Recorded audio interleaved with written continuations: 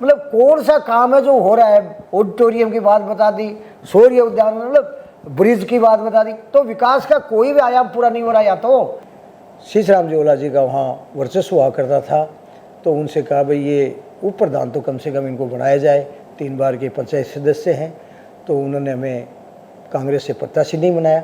अगर तो खुद का मंत्री खुद की सरकार पर आरोप लगा रहे हैं, तो ऐ तरह को भ्रष्टाचार की सरकार है, वह तो टिकी कौन सके, तो पता ही है कि परिणाम क्या आना है। मेरे स्वाभिमान को ठेस पहुंची, मुझे उन्होंने कांग्रेस से टिकट नहीं दिया, तो मैं निर्दलीय प्रत्याशी के रूप में उप प्रधान का चुनाव लड़ा। तो चुनाव के करीब 2 महीने पहले मुझे भारतीय जनता पार्टी द्वारा ऑफर दिया गया कि आप चुनाव पंचायत समिति में इस तरह की राजनीति में सक्रिय रहे हो, और हम चाहते हैं कि आप हमारी विधानसभा से भाजपा प्रत्याशी के रूप में आप चुनाव लड़ें। आराम से विरासत में ये चीज़ मिली हुई है, और कुछ माइनॉरिटी का एक वोट बैंक है, तुष्टीकरण की नीति के कारण ये लोग सफल हो रहे हैं पिछले 15 साल से। लेकिन ये चीज़ चलने वाली नहीं है, जनता जागरूक हो चुकी। आज झुंझुनू का वोटर हो सकता है कि शायद 4 साल बाद में फिर परिसमन होगा, तो हो सकता है कि वोटर तो हम दूसरी जगह की बन जाएं, या यहाँ के वोटर और कहीं आ जाए, या और कहीं का वोटर यहाँ आ जाए। तो ये कोई मुद्दा नहीं है। मैं तो बाकी इस साल तो वैसे भी स्थानीय हूँ मैं, जैसे कि कहा जाता है ना कि कांग्रेस गढ़ माना जाता है झुंझुनू का, गढ़ वाली कोई बात नहीं। इससे पहले भी विजेंद्र जी ओला 3 बार चुनाव में पराजित हो चुके, मूल सिंह जी बीजेपी के सिंबल पर यहाँ चुनाव जीत चुके। सगड़ा है ना राम में उन थारो देसी पत्रकार रवि खबर लोक चैनल पर थारो बहुत बहुत स्वागत है दोस्तों। बात सियासत की एक और नयो एपिसोड। ये एपिसोड में आज मैं थाने की शख्सियत तो रूबरू करवाऊंगा, जो कि एक बहुत बड़ा समाज सेवी, और जो प्रयास करो 2018 में भी जनता के बीच में गया, और मैं के द्वारा प्रयास करो गयो कि झुंझुनू की जनता के लिए कुछ अलग करो जाए, अगर जनता बन मौको दे तो। दोस्तों आज मेरे साथ राजेंद्र जी भामू ही बहु मैं जानकारी लूँगा कि 2018 में वह चुनाव में खुद की दावेदारी पेश करी ही, लेकिन सफल को नहीं हो पाया। अब दोबारा वह आपकी जो जनता के बीच में जा रहे हैं, झुंझुनू विधानसभा खुद की तैयारी कर रहे हैं, लोगों के बीच में हर दिन रह रहे हैं, कौन सा एक का प्रयास किया जाएगा जो झुंझुनू की जनता ने जो कुछ राहत मिल पाओ है। सर नमस्कार। नमस्कार सर खबर लोक चैनल पर बहुत बहुत स्वागत है। सबसे पहले तो मैं खबर लोक चैनल का धन्यवाद ज्ञापित करता हूं कि उन्होंने आज मुझे इस राजनीतिक परिचर्चा के लिए चुना। सर शुरुआत अठाऊ हुई कि राजनीति की शुरुआत है जो थारी कठाऊ हुई, राजेंद्र जी भामू जो व्यवसायिक बहुत बड़ा व्यवसाय के रूप में जाना जाए ही कठाऊ या शुरुआत करी गई कि मन राजनीति मानो चाहिए और जनता की सेवा करनी चाहिए। राजनीति तो वैसे देखें तो मेरी परवरिश एक राजनीतिक परिवार में ही हुई है, हालांकि वो राजनीति छोटे स्तर की थी। मैं 1957 में जन्म लिया था, और मेरे पिताजी एक छोटे से गांव में किसान परिवार में जन्म लेके सेना में भर्ती होके 1953 में आर्मी से रिटायर होके गांव में जब आ गए, तो उसके बाद में उन्होंने जो पंचायती राज का पहला जो चुनाव था सरपंच का, उस समय पंचायतें काफ़ी बड़ी होती थी, हमारी पंचायत लांबा होती थी, उसमें 15 गांव होते थे। तो सबसे पहले 1959 में यहाँ पंचायती राज लागू हुआ था राजस्थान में। तो पहला चुनाव मेरे पिताजी ने पंचायत का लड़ा था। मैं उसमें छोटा था, सिर्फ मेरी उम्र मात्र 2 साल थी, लेकिन 59 में मेरे पिताजी सरपंच रहे, 62 में मेरे पिताजी सरपंच रहे, फिर उनके बाद 1965 में उनको निर्विरोध सरपंच बना दिया। तो 3 बार वो सरपंच बने। उस दौरान हम लोगों ने जब जन्म लिया तभी से देख रहे थे कि हमारे परिवार में छोटी मोटी राजनीति का प्रचलन है। हम फिर वहाँ जन्म लेके शिक्षा दीक्षा ग्रहण की, पहले गांव में पढ़े प्राइमरी तक, फिर हायर सेकेंडरी हमने बगड़ जो हमारे पड़ोस का कस्बा है वहाँ से प्राप्त की। उसके बाद में मैं सेठ मोतीलाल कॉलेज झुंझुनू में यहाँ से बीए किया। फिर उच्च शिक्षा प्राप्त करने के लिए यहाँ स्नातकोत्तर की पढ़ाई के लिए मैं राजस्थान विश्वविद्यालय जयपुर चला गया, और वहाँ मैं स्नातकोत्तर से प्रथम श्रेणी से उत्तीर्ण हुआ। उस समय हम लोग, हमारे 5 भाई थे, 2 बहन थी, तो सारा परिवार, पिताजी ने तीसरी बार जब वो निर्वाचित हो गए और हमारी पंचायत छोटी हो गई, तो हमने परिवार के सदस्यों ने और मेरी माताजी ने विशेष रूप से मेरे पिताजी से आग्रह किया कि भाई हम अब ये पंचायत छोटी होगी और इस पंचायती के चुनाव में भाग नहीं लेंगे, और बच्चे अब पढ़ने लिखने में लग गए तो हम उस दिशा में न जाके पंचायती की जो भी सरपंची का जो चुनाव था उसको तो दिया छोड़, और उसके बाद में मेरे सारे 4 भाई थे वो सेवाओं में चले गए। 2 भाई बैंक में अफसर बन गए, 1 भाई फॉरेस्ट में अफसर बन गया, एक पंचायत प्रसार अधिकारी बन गया। तो इस तरह से फिर हम सब बच्चों की शादियाँ वादियाँ हो गई, हम बड़े हो गए और फिर मैं मेरे व्यवसाय की ओर अग्रसर हो गया। तो धीरे धीरे मैं मेरा व्यवसाय करता रहा, लेकिन चूँकि मैं जब से जन्म लिया तब से ही परवरिश इस तरह की थी कि हमारा कुछ राजनीति में रुचि रही। स्थानीय मुद्दों पर हम लोग जनता के जो सही मुद्दे थे उनको पंचायत स्तर पर उठाते रहे पारिवारिक रूप से। 1995 में भैरों सिंह शेखावत की यहाँ राजस्थान में सरकार थी, तो उन्होंने सबसे पहले यहाँ पंचायती राज में पंचायती सदस्य का चुनाव और जिला परिषद सदस्य का चुनाव सिंबल से करना शुरू किया। तो उस समय मैंने पहला चुनाव निर्दलीय लड़ा 1995 में, मैं वहाँ उसमें विजयी हुआ। फिर 2000 में भी मैं निर्दलीय के रूप में निर्वाचित हुआ। फिर हमारा 2005 में हमारी सीट है वो रिजर्व आ गई। फिर मैं 2010 में फिर से चुनाव लड़ा, वो मैं कांग्रेस से प्रत्याशी के रूप में लड़ा, उसमें भी विजयी रहा। फिर हम लोगों ने राजनीतिक हिसाब से हमारे एरिया के लोगों ने सीसराम जी ओला जी का वहाँ वर्चस्व हुआ करता था, तो उनसे कहा भाई ये उप प्रधान तो कम से कम इनको बनाया जाए, 3 बार के पंचायत सदस्य हैं। तो उन्होंने हमें कांग्रेस से प्रत्याशी नहीं बनाया, तो मैंने दूसरे ही दिन निर्दलीय प्रत्याशी के रूप में उप प्रधान का चुनाव लड़ा। उसमें सबसे बड़ी बात यह थी कि उस समय सीसराम जी का काफ़ी वजूद होता था जोजनों की राजनीति में, और हमारी चिड़ाव पंचायत समिति में 19 डेलीगेट होते थे, उसमें से 17 कांग्रेस के विजयी थे और 1 बीजेपी का था, 1 निर्दलीय था। लेकिन मेरे स्वाभिमान को ठेस पहुंची, मुझे उन्होंने कांग्रेस से टिकट नहीं दिया, तो मैं निर्दलीय प्रत्याशी के रूप में उप प्रधान का चुनाव लड़ा और वहाँ कांग्रेस के 17 डेलीगेट जीते हुए होने के बावजूद भी मैं वहाँ विजयी रहा। उसके बाद में फिर से वहाँ एक तरह से राजनीतिक वर्चस्व की लड़ाई में ये रहा कि हमें ओला जी के परिवार ने राजनीति में कभी आगे नहीं बढ़ने देने के लिए यहाँ कुछ सियासी चालें चली, लेकिन हम चुप रहे। फिर दोबारा से 2015 में जिला परिषद में हमारा वार्ड पंचायत जिला परिषद का आरक्षित आ गया महिला के लिए, तो वहाँ से हम लोगों ने कांग्रेस के प्रत्याशी में फिर से मेरी मिसेज ने चुनाव लड़ा, हम विजयी रहे। फिर हमारा जिला प्रमुख में करीब करीब कांग्रेस से टिकट फाइनल हो गया था, लेकिन रात को अचानक विजेंद्र जी ओला साहब ने अपने प्रभाव का प्रयोग करते हुए देर रात्रि हमारा टिकट कटवा दिया, इसलिए हम जिला प्रमुख की दौड़ से बाहर हो गए। उसके बाद में मैं मेरे व्यवसाय में लग गया। 2018 में यहाँ विधानसभा के चुनाव आए, तो चुनाव के करीब 2 महीने पहले मुझे भारतीय जनता पार्टी द्वारा ऑफर दिया गया कि आप चुनाव पंचायत समिति में इस तरह की राजनीति में सक्रिय रहे हो और हम चाहते हैं कि आप हमारी विधानसभा से भाजपा प्रत्याशी के रूप में आप चुनाव लड़े।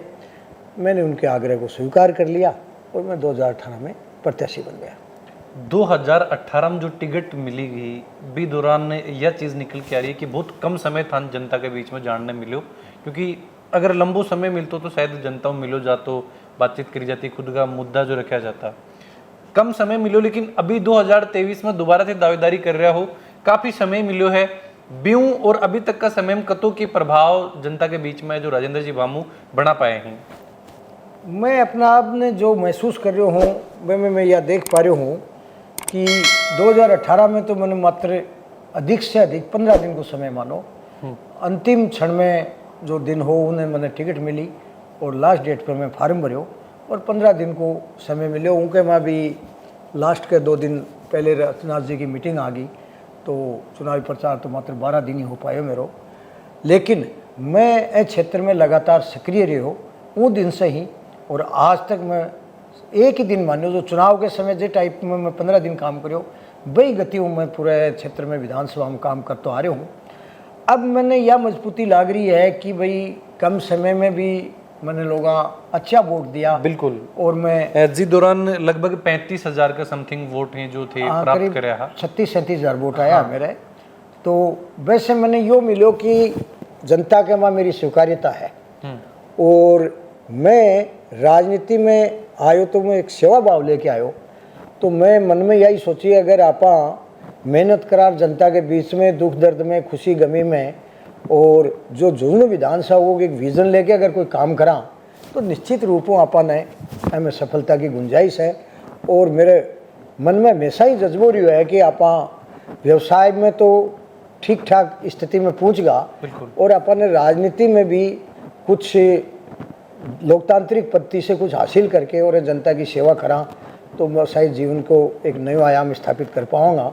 तो उन रुचि के कारण से ही मैं क्षेत्र में टिक्यो और मैं लगातार पिछले 4.5 साल से अनवरत रूप से जनता के बीच में हूँ, चाहे खुशी हो गमी हो। उसके अलावा अगर पार्टी संगठन की भी अपन बात करें तो मैं 2 साल तक के यहाँ जिला महामंत्री रहा पार्टी में, भारतीय जनता पार्टी में। अभी वर्तमान में मैं पिछले 2.5 साल से भारतीय जनता पार्टी का जिला उपाध्यक्ष हूँ। और संगठन की दृष्टि से दूसरा अगर देखें तो जनसंख्या समाधान फाउंडेशन का जिला अध्यक्ष भी मैं पूरे झुंझुनू जिले का हूँ। उसके अंदर सबसे बड़ी उपलब्धि मेरी ये रही कि जनसंख्या समाधान फाउंडेशन का पूरे राजस्थान में भारत माता यात्रा का एक कार्यक्रम बना था। तो वो भारत माता यात्रा मेरे नेतृत्व में बहुत ही अच्छे ढंग से झुंझुनू में हम लोगों ने निकाली, उसमें जनता का बड़ा सहयोग मिला।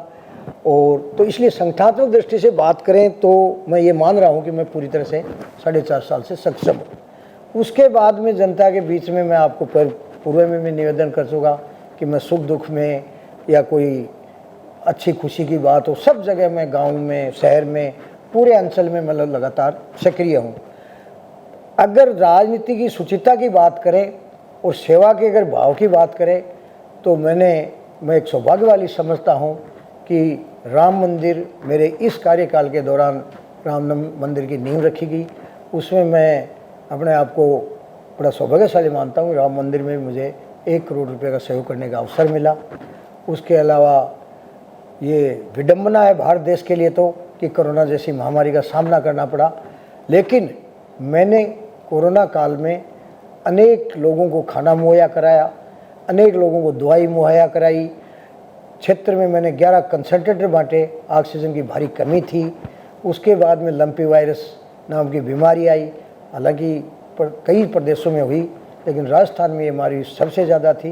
तो झुंझुनू विधानसभा क्षेत्र में मैंने लाखों रुपए की दवाइयाँ गायों के लिए गाँव में जाके शहर में गौशालाओं में बड़े विस्तृत रूप से मैंने बांटी गाय सेवा के लिए। उसके अलावा जितने भी विधानसभा की गौशाला थी उनमें सब में मैंने आर्थिक रूप से सहयोग किया। मैंने कोई भी मंदिर, दुर्गा पूजा, गणेश पूजा, खेल के मैदान में युवाओं को प्रोत्साहन करना, और चाहे मुक्ति धाम की बात ले लो, दिव्यांग की बात ले लो, सुकन्या समृद्धि योजना लो, मतलब कोई भी जन कल्याण की संबंधी जो भी योजनाएं थी, रामनवमी ले लो, आपकी रामलीला का काम ले लो, हनुमान जयंती का हनुमान जन्मोत्सव ले लो, तो इस तरह की जितने भी विविध संगठनों की जो भी गतिविधियां हैं या सनातन धर्म से संबंधी, उसमें मैंने बहुत बढ़ चढ़ के भाग लिया और लोगों ने मेरे को उसमें बड़ा अपार स्नेह मिला। मेरी ऊर्जा दिन प्रतिदिन बढ़ती गई और ये गतिविधियाँ दिन प्रतिदिन बढ़ती गई। उसी तरह जैसे आज़ादी का अमृत महोत्सव था तो मैंने पूर्व जो अध्यापक थे, जो सेवानिवृत्त थे, उनका सम्मान किया। उसके अलावा वर्तमान में जितने भी निजी शिक्षण संस्थानों में अध्यापन का कार्य कर रहे जो अध्यापक हैं उनका सम्मान किया। फिर झुंझुनू जिला वीरों की धरती है, यहाँ सैनिकों की बहुत अधिक संख्या है। मैं एक सैनिक पुत्र होने के नाते मेरे मन में एक बात आई कि भाई क्यों नहीं पूर्व सैनिकों का सम्मान किया जाए। तो मैंने यहाँ पूरे झुंझुनू विधानसभा में सभी जितने भी पूर्व सैनिक थे उनका सम्मान किया। तो इस तरह के अनेक मैंने जन कल्याण के कार्य किए। उसके कारण से मेरी आज पूरे क्षेत्र में एक अच्छी पैठ है और मैं अपने आप को संतुष्ट महसूस कर रहा हूँ। तो रही बात आगे की बात, हालांकि उम्मीदवार हैं बहुत सारे, लोकतंत्र है, इसमें उम्मीदवार होने भी चाहिए, अच्छी परंपरा है, लेकिन मैं अपने आप को जिस ढंग से इस क्षेत्र में मैं सक्रिय हूँ और जनता के बीच में रह के मैं सामाजिक सरोकार के, हिंदुत्व के और जो भी रचनात्मक कार्य जितने भी होते हैं वो सारे कर रहा हूँ। मैं किसान परिवार में जन्मा हूँ, सैनिक मेरे पिताजी थे, ग्रामीण परिवेश का आदमी हूँ, पढ़ा लिखा स्नातकोत्तर हूँ, तो मेरे को नहीं लगता कि ये सारी गतिविधियाँ एक किसी भी टिकटार्थी के लिए उपयुक्त सी लगती हैं। बिल्कुल। तो मैं अपने आप को संतुष्ट मान रहा हूँ और अपने आप को एक अच्छी दावेदारी प्रस्तुत करने की स्थिति में महसूस कर रहा हूँ। जी राजेंद्र जी, भामू जो मूल रूप नारनौद जो अलीपुर ग्राम पंचायत जो लागे है, चिड़ावा पंचायत समितियों थे, 3 बार पंचायत समिति सदस्य रहा हो, बी के बाद में यह चीज की झुंझुनू विधानसभा में आके खुद की दावेदारी पेश करना, जहाँ यह चीज मानी जा रही कि विजेंद्र जी ओला या फिर ओला परिवार एक बहुत ही मजबूत अठे जो खुद ने माने हैं। आज जो एक सर्वे निकल के आ रहे है कि बिगमैन यही चीज मानी जा रही है कि कांग्रेस जो झुंझुनू के मैंने पुख्ता या फिर जो जीता हुआ आपको गढ़ मान रही है वो झुंझुनू मान रही है। क्यों यह चीज की पिलानी छोड़ के झुंझुनू में खुद ने आके दावेदारी पेश करी अठे की जनता के लिए इस तरीके का प्रयास जो करा जा रहे हैं? नहीं आया कि कोई विशेष बात को नहीं कि मैं मेरी पंचायत या मेरो गांव पिलानी विधानसभा में आवे है। हालांकि पिलानी विधानसभा में गांव आज की तिथि में आवे है जी, लेकिन उससे पहले हमारा गांव जो मंडेला ब्लॉक कहलाता है वो झुंझुनू विधानसभा में था।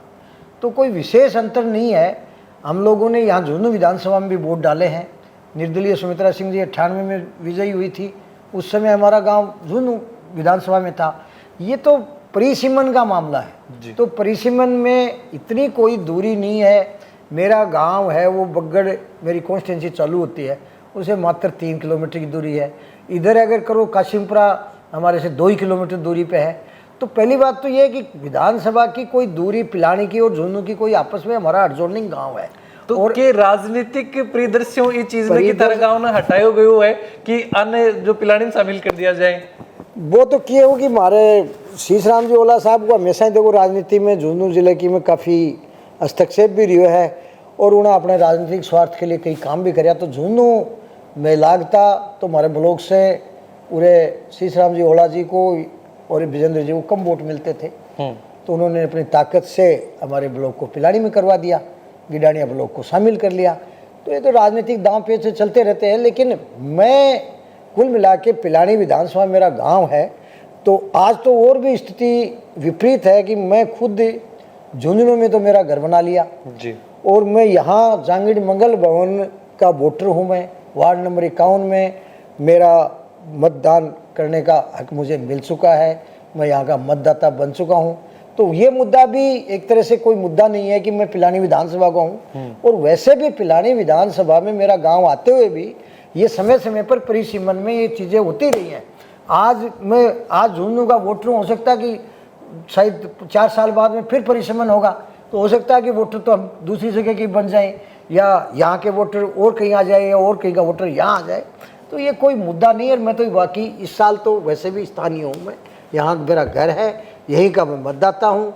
जांगीड़ मंगल भवन में वार्ड नंबर 51 का मैं मतदाता हूँ। बिल्कुल, क्योंकि जिस तरीके 2018 में चंद दिनों में मेहनत करके अब तो समर्थन जनता दियो हो, तो अब तो लगातार पिछले 4 सालों 4.5 सालों आप देख रहे हैं कि जनता के बीच में जा रहा हो, जनता को मिल रहा हो, काफ़ी सहयोग और समर्थन मिल रहा है।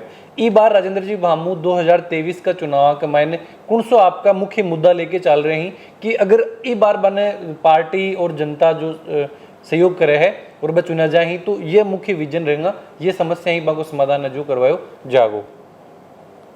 ऐसा है कि 15 साल से मैं यहाँ देख रहा हूँ कि यहाँ विजेंद्र जी ओला जी हैं, वो विधायक रहे हैं लगातार और आज के दिन वो मंत्री भी हैं। लेकिन इस विधानसभा में विकास के नाम पर एक भी कार्य ऐसा नहीं है जो कि हम गिना सकें कि कांग्रेस राज में या विजेंद्र जी ओला द्वारा ये कार्य करवाया गया। मेरा संक्षिप्त में तो एक ही विज़न है कि मैं झुंझुनू विधानसभा के विकास के लिए कर संकल्प हूँ। रही बात उसमें मैं आगे आके क्या करूँगा, पिछले जो भी 15 साल का जो पीरियड है उसमें जनता के साथ जो लोकतांत्रिक दृष्टि से ऐसा दुर्व्यवहार नहीं होना चाहिए, क्योंकि देश प्रदेश विकास में बहुत आगे चले गए हैं और राजस्थान विधानसभा में झुंझुनू का क्षेत्र बिल्कुल पिछड़ा हुआ है। अनेक चीज़ें हैं यहाँ। आज तक के सही पूछो तो 3 साल से तो मेडिकल कॉलेज की बात सुन रहे हैं, अभी तक उसमें एक ईंट नहीं लगी।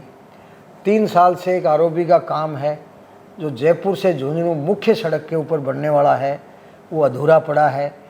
और अधूरा पड़ा होने से ये विडंबना है कि उसमें जो पैसे लग गए वो भी व्यर्थ जा रहे हैं। आज झुंझुनू वीरों की धरती है। दोरासर में शौर्य उद्यान का 90% काम हो चुका। आज वीरों की जो गाथाएं हैं हम गाते हैं जगह जगह, झुंझुनू वीरों की धरती है। आज शौर्य उद्यान होता तो जितने भी हम लोगों ने जितने सैनिक शहीद शहादत की जो कहानी है उसके व्यक्तित्व कर्तृत्व बताते और वो अपने युवाओं के लिए प्रेरणा के स्रोत बनते। आज वो अधूरा पड़ा है। यहाँ ऑडिटोरियम मुश्किल से एक नींव लगी जिसमें किसी भामाशाह का सहयोग लिया गया। भामाशाह ने अपना पूरा सहयोग कर दिया। सरकार की तरफ से जनप्रति उदासीनता के कारण आज वो अधूरा पड़ा है। इसके अलावा झुंझुनू शहर की स्थिति देखें कि जैसे अपन कहते हैं ना कि भाई चोरी होगी, नाकाबंदी करो, डकैती होगी। यहाँ अगर आधा सेंटीमीटर बारिश होती है तो तीनों तरफ से रास्ते अवरुद्ध, पूरा शहर लबालब भरा रहता है। यहाँ न कोई नाली की व्यवस्था है, न कोई निकासी की व्यवस्था है। जो कोई भी छोटे मोटे काम हो रहे हैं वो सिर्फ कमीशनबाजी के लिए हो रहे हैं, या तकनीकी दृष्टि से कोई तकमीना नहीं बना रहा। कोई ड्रेन बनी तो उसका कोई लेवल नहीं है। तो मैं अगर यहाँ से जनता ने मुझे उचित माना और मेरे को स्नेह जिस ढंग से अब दे रहे हैं तो मुझे विश्वास है कि निश्चित रूप से मुझे सफलता मिलेगी। अगर मुझे मौका दिया तो मैं इस तरह की जितनी भी जो ये खामियां हैं इनको सबको दूर करूंगा। मैं यहाँ अच्छे ढंग से तकमीना बनाकर पानी की निकासी की व्यवस्था करके, जो ये जाम लगा रहता है आए दिन जिससे गंदगी फैल जाती है, तरह तरह की बीमारियां होती हैं, इनसे निजात दिलाने का प्रयास करूंगा। इसके अलावा हमारे कस्बे हैं उनमें से कई जगह जैसे उप तहसील होनी चाहिए, जहाँ CHC PSC होने चाहिए, स्वास्थ्य की सेवाएं नहीं हैं। हमारा BDK हॉस्पिटल जिले का सबसे बड़ा अस्पताल है, वहाँ महंगी महंगी मशीनें सरकार द्वारा आई हुई हैं, वो किसी लैब टेक्नीशियन के कारण या किसी फॉर्मेट की परमिशन के कारण जो धूल साट रही हैं। इस तरह की नौबत मैं नहीं आने दूंगा। यानी कि मेरा विज़न यही है कि झुंझुनू की जनता को चाहे शिक्षा हो, सड़क हो, स्वास्थ्य हो, जैसे किसान प्रधान देश है और झुंझुनू के अंदर भी 70% आबादी गाँव में रहती है और कृषि पर आधारित है। तो यहाँ हमारे परम सम्माननीय सीसराम जी ओला साहब और विजेंद्र जी भी जब भी चुनाव आते हैं तो नहर की बात करते हैं। मेरा ये मानना है कि आज के दिन झुंझुनू जिले के लिए सिंचाई परियोजना की महती आवश्यकता है, क्योंकि किसान है वो देश की लाइफ लाइन है। और अगर किसान अगर नहीं रहेगा तो पशुधन नहीं रहेगा, आदमी के अन्नदाता है वो अगर पीड़ा में होगा तो मेरे को लगता है कि सारी विधानसभा की जनता ही परेशान होगी।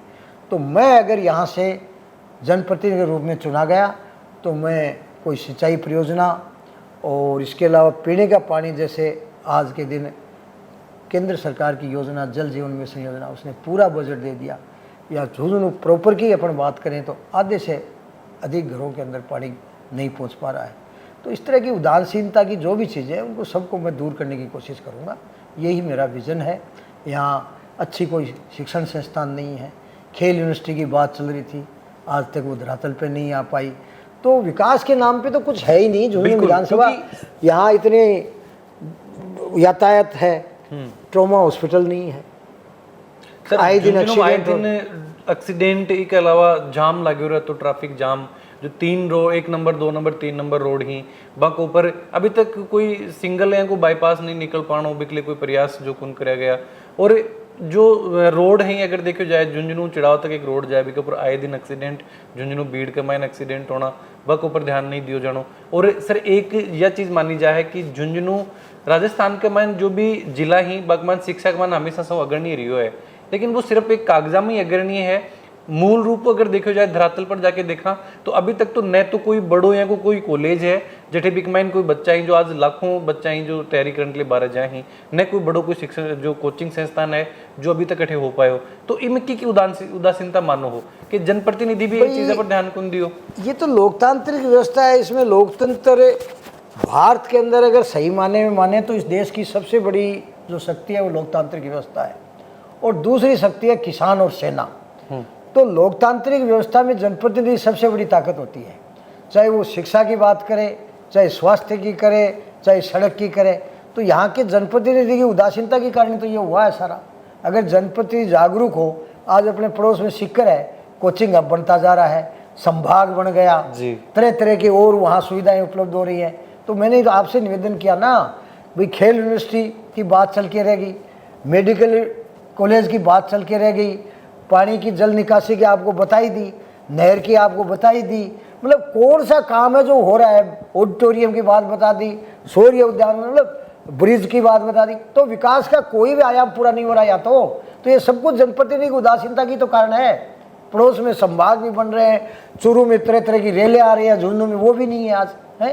तो ये जनप्रतिनिधि देखो, आजकल विधायक का सबसे ज़्यादा रोल होता है विकास में जी। विधायक पहली कड़ी है। अपनी बात को वो अगर राज्य सरकार के पास नहीं रखेगा तो राज्य सरकार के द्वारा ही तो कोई प्रस्ताव है वो केंद्र को जाता है। तो यहाँ तो सारी चीज़ें है ना वो डंप पड़ी है, आराम से विरासत में ये चीज़ मिली हुई है। और कुछ माइनॉरिटी का एक वोट बैंक है, तुष्टीकरण की नीति के कारण ये लोग सफल हो रहे हैं पिछले 15 साल से। लेकिन ये चीज़ चलने वाली नहीं है, जनता जागरूक हो चुकी। और अभी तक भारतीय जनता पार्टी का एक ड्रॉबैक रहा कि यहाँ कोई भी जनप्रतिनिधि आया सिर्फ चुनाव तक सीमित रहा, उसके बाद क्षेत्र में नहीं रहा। तो मैं मानता हूँ कि इस बार मैं 5 साल से जो मेरी मेहनत कर रहा हूँ और जनता से जो जुड़ाव किया है और जो मेरा विज़न इन लोगों को बताया है, तो उसके बाद में आपको परिणाम भी सकारात्मक मिलने को देखने को मिलेगा। बिल्कुल। राजेंद्र जी, भामू के ऊपर राजनीति में सौ ज़्यादा की कोई प्रभाव आप खुद पर मानेंगे? भाई मैं तो देखो भारतीय जनता पार्टी की रीति नीति से प्रभावित होकर तो इस पार्टी में आया जी। और उसमें जो परम सम्माननीय हमारे प्रधानमंत्री है नरेंद्र जी मोदी, उनका विज़न है और उनकी जो रीति नीति है और उनका जो सोच है उसकी से मैं सबसे ज़्यादा प्रभावित हूँ। उन्होंने अपने चाहे सामाजिक क्षेत्र हो, आर्थिक क्षेत्र हो, राजनीतिक क्षेत्र हो, पिछले 9 साल में बहुत ही ऊंचाइयों पे गए हैं। एक वो ग्लोबल लीडर के रूप में उभर के आए हैं, पूरे विश्व के नंबर 1। और शायद 2027 तक उनके नेतृत्व में भारत तीसरी महाशक्ति बनने जा रहा है। और यही मेरी सोच है कि इस विज़न के आधार पर ही भारत विश्व गुरु बन सकता है जो माननीय मोदी जी के पास है। मैं सबसे ज़्यादा उनसे प्रभावित हूँ। बिल्कुल। 2018 में थे भारतीय जनता पार्टी की ओर खुद की दावेदारी पेश करी और बीच दौरान देखा कि बहुत सा जनप्रतिनिधि और भी हाथ जो टिकट की दावेदारी कर रहा और फिर वह बागी बन के चुनाव निर्दलीय के रूप में लड़ो। ई बार भी जो देख रहे हैं कि भारतीय जनता पार्टी की बहुत सा जो नेता दावेदारी कर रहे हैं कि मानो हो कि पिछली बार की तरह ई बार भी कोई निर्दलीय चुनाव लड़ेगो या फिर जो टिकट नहीं मिलेगी तो वह पार्टी में एकजुट होकर सहयोग करेंगे? इस बार मेरा मानना है कि बिल्कुल पिछली बार से बात उल्टी है। पिछली बार थोड़ी सी कमी ये रही कि भारतीय जनता पार्टी ने मुझे उम्मीदवार बनाया तो मैं यहाँ झुंझुनू विधानसभा के लिए एक नया उम्मीदवार था और जो लोग निर्दलीय प्रत्याशी के रूप में चुनाव लड़े तो उनके मन में ये रहा कि भाई अभी जो वर्तमान में प्रत्याशी बनाया है तो उसकी बजाय हम पुराने हैं तो शायद हम सफल हो जाएं। अब चूँकि कि झुंझुनू में पिछले 15-20 साल का इतिहास है कि यहाँ कोई भी झुंझुनू विधानसभा से प्रत्याशी बना लेकिन वो क्षेत्र में सक्रिय नहीं रहा। और वही कारण है कि विजेंद्र जी ओला 3 बार चुनाव जीतते हैं। जैसे कि कहा जाता है ना कि कांग्रेस गढ़ माना जाता है झुंझुनू का, गढ़ वाली कोई बात नहीं। इससे पहले भी विजेंद्र जी ओला 3 बार चुनाव में पराजित हो चुके। मूल सिंह जी बीजेपी के सिंबल पर यहाँ चुनाव जीत चुके। सुमित्रा सिंह जी यहाँ चुनाव जीत चुकी बीजेपी के सिंबल से। तो ऐसा कोई कांग्रेस का गढ़ वाला है, ये बिल्कुल मिथ्या है। ये तो पिछले 3 बार में तो ये हुआ कि जिस उम्मीदवार ने भारतीय जनता पार्टी के प्रत्याशी रूप में चुनाव लड़ा वो 5 साल क्षेत्र में रहा ही नहीं। उसने दूसरे क्षेत्र से टिकट मांग ली या दूसरी जगह से चुनाव लड़ लिया, लेकिन चुनाव लड़ने के बाद में सक्रिय नहीं रहा। यह कारण है कि कांग्रेस यहाँ 3 बार लगातार विजयी रही। अब स्थिति ये नहीं है। अब चूँकि पिछली बार मैं नया था इसलिए कई पार्टी के बागी प्रत्याशी लड़ लिए। इस बार ऐसा नहीं है। जनता का भी ये सोच है कि निर्दलीय प्रत्याशी को हम वोट नहीं देंगे। हमें भी जगह जगह ये बात कही जा रही है कि सिंबल के ऊपर ही हम वोट देंगे। हम भी इस बात से सहमत हैं कि पार्टी सर्वोपरि है और भारतीय जनता पार्टी में तो संगठन सर्वोपरि होता है। उसी आधार पर लोकतांत्रिक व्यवस्था के अंदर हम लोग टिकट मांग रहे हैं। लेकिन निश्चित रूप से जिस किसी भी प्रत्याशी को party Bharatiya Janata party ticket देगी उसकी तरफ सारे हम लोग मिलकर चुनाव लड़ेंगे और उसी प्रत्याशी को लोग वोट देंगे और निश्चित रूप से इस बार भारतीय जनता पार्टी विजयी होगी। इस बार पिछली तरह का कोई तरह का विखंडन होने की संभावना नहीं है। उससे हम लोगों ने सबक भी ले लिया और उस समय हमारा कोई ऐसा प्रत्याशी नहीं था जो पिछले 5 साल से सक्रिय हो और उसको टिकट मिली हो। चूँकि मैं नया प्रत्याशी था, एन मौके पे मुझे टिकट दी गई, तो ये सारी कारण, हर चुनाव का नज़रिया अलग होता है। इस बार परिस्थितियाँ बदली हुई। जो ग्रामीण क्षेत्र और जो शहरी क्षेत्र है बिम की तरीके को समन्वय बनाने को प्रयास करे जा रहे है? नहीं, वो तो स्थानीय स्तर पर हर गांव का ऐसा कोई बात नहीं, विधानसभा क्षेत्र कोई बड़ा नहीं होता है। और जो आदमी 5 साल तक एक विज़न लेके काम करता है, तो जो भी समस्याएं हैं उनका चिन्हित करना और उसका निदान करने के लिए उसके दिमाग में एक प्लान होती है, अगर विज़न है तो। और वो विज़न मेरे अंदर है। मैंने 5 साल में हर गांव में, हर वार्ड में, अलग अलग जगह पे किस तरह की समस्याएं हैं या विकास के क्या काम यहाँ हो सकते हैं, उस तरह का हम लोगों ने रोड मैप बनाया है। और कुछ मेरे कार्यकर्ता हैं, वो भी इसमें सहयोगी हैं। इसी तरह शहर की अपनी अलग तरह की समस्याएं हैं, अलग तरह के उसके विकास के काम होने हैं। तो जिला स्तर पर हेडक्वार्टर जैसे झुंझुनू विधानसभा का जिला है, फिर हमारे यहाँ और भी बगड़ जैसे नगर पालिका है, उसकी अलग तरह की बात है। कस्बे जैसे चंदाना है, सुल्ताना है, उनकी और तरह की प्रॉब्लम है। तो सब हमने एक हमारे मन में और कागज़ पे हमने सब तैयार कर रखा रोड मैप कि हम आगे 5 साल तक हमारा ये विज़न रहेगा, या ये प्रॉब्लम है, कहीं पीने का पानी नहीं है, कहीं सिंचाई की प्रॉब्लम है, कहीं आवारा पशु की समस्या है, कहीं बिजली की लाइनें टेढ़ी मेढ़ी हैं। अब जैसे शहर की बात करें, शहर में जगह जगह तार लटक रहे हैं, गलत तरीके से ट्रांसफार्मर लगे, तो यहाँ का विज़न अलग है कि यहाँ अंडरग्राउंड लाइनें कराएंगे। जैसे गांव में कहीं लाइनें टेढ़ी मेढ़ी हो रही हैं, पोल कम हैं, तो उनको सुव्यवस्थित कराएंगे। तो ये हमने ग्रामीण प्रदेश का और शहर का बंटवारा करके हमारा विज़न डिसाइड कर रखा है हमने कि शहर में तो अपने को क्या करना है और गांव में क्या करना है। और निश्चित रूप से शहरी लोगों की अलग समस्याएं होती है और गांव की अलग होती है, और विकास के भी उनके नए दूसरी तरह के आयाम होते हैं। शहर का अलग विज़न होता है और गाँव का अलग होता है। तो हम इस बात के लिए पूरी तरह से 5 साल से पब्लिक के बहुत टच में हैं और बारीकी से ने अध्ययन कर रखा है। इसीलिए तो मैं बार बार कहता हूँ कि हमारा एक ही विज़न है कि झुंझुनू विधानसभा को एक बहुत ही विकसित विधानसभा बनाना है। इस तरह का कार्यक्रम बना के हम आगे बढ़ रहे हैं और निश्चित रूप से हम इसके लिए प्रयासरत रहेंगे आने वाले 5 साल में। बिल्कुल। एक जो क्षेत्र है, जो ग्रामीण क्षेत्र की बात करी जाए, किसान ही बैठे और बहुत सा युवा ही जो फिलहाल बेरोजगार हो रहे हैं। किसानों के लिए क्या प्रयास किया जाएगा कि वह आपकी फसल ही जो उन्नत फसल, क्योंकि पानी कम होता जा रहे हैं, और जो बेरोजगार युवा ही बाकी लिए कोई रोजगार की व्यवस्था करी जाए ताकि जो अपराध बढ़ रहे हैं वहाँ पर कुछ अंकुश लगाया जा सके? नहीं, वो तो क्या है कि भाई ये जो यहाँ अभी वर्तमान में जो सरकार है, तो वो तो मतलब यूँ मानो कि किसान और बेरोजगारों को गुमराह करके आई हुई सरकार है। तो हमारी भारतीय जनता पार्टी इस बार इन बातों को, झूठी बातों को जनता के बीच ले जाके इन्हीं बातों पे तो राज में आने वाली है। तो हम बेरोजगारों के लिए इन्होंने झूठा वादा कर दिया कि हम बेरोजगारी भत्ता देंगे, हम बेरोजगारों के लिए यहाँ रोजगार उपलब्ध कराएंगे, किसानों के लिए उनको फसल का उचित मूल्य, इस तरह की व्यवस्था हमारी केंद्र सरकार कर रही है। तो उसका भी हम यहाँ नमूना पेश करेंगे। और भी जो भी समस्याएं होंगी युवाओं के लिए, तरह तरह के हमारे माननीय प्रधानमंत्री जी आत्मनिर्भर भारत के रूप में तरह तरह के स्टार्टअप जो ला रहे हैं, तो उनको सही तरीके से हम फील्ड में धरातल पर लाएंगे, जिससे रोज़गार भी मिल सके, किसानों की माली ठीक हो सके। यहाँ तरह तरह के सरचार्ज लगा के, जैसे पिछले दिनों कह रहे हैं कि बिजली के पैसे नहीं बढ़ाएंगे, लेकिन बार बार बिजली के सरचार्ज के नाम पे बढ़ाए जा रहे हैं। महंगी की कीमत पे बिजली खरीदी जा रही है अडानी ग्रुप से। तो इस तरह के काम हमारे टाइम में नहीं होंगे। हम इन सब पे बिजली की छिज्जत हो रही है, किसानों के ट्रिपिंग आ रही है बिजली की। तो ये सारी बातें हमारे जहन में हैं, हम इन सबको दूर करेंगे। चाहे बेरोज़गार की बात हो, चाहे युवाओं की बात हो, चाहे खेल की बात हो, चाहे किसान की बात हो, हर मुद्दे को हम प्राथमिकता के हिसाब से तय करेंगे और जनता के जीवन को हम खुशहाल बनाएंगे। बिल्कुल राजेंद्र जी, जो की अपील है जो झुंझुनू की जनता को करना चाहूँगा कि अभी ये जो आपका विजन ही या फिर जो समस्या ही बन लोग की तरीकाओं देखें और फिर जो आने वाला चुनाव है वह आपको वोट दी।